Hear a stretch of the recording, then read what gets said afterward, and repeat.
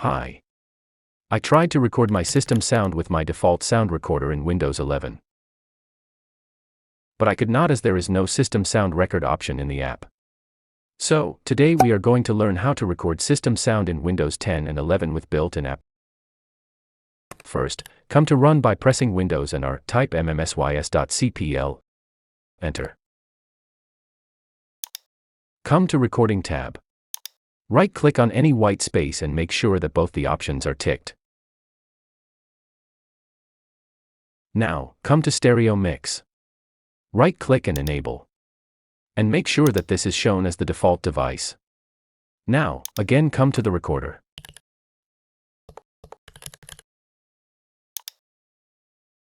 Here you can find Stereo Mix now, which will record your system sound.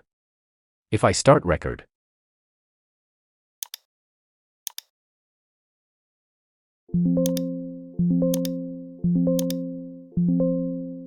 it's recording my PC internal sound. Means now I can record anything that's playing in my PC. So, this is how you can record your system sound or internal sound with default recorder. Hope this helped you. Please be with us and also subscribe to Joseph IT. Good day.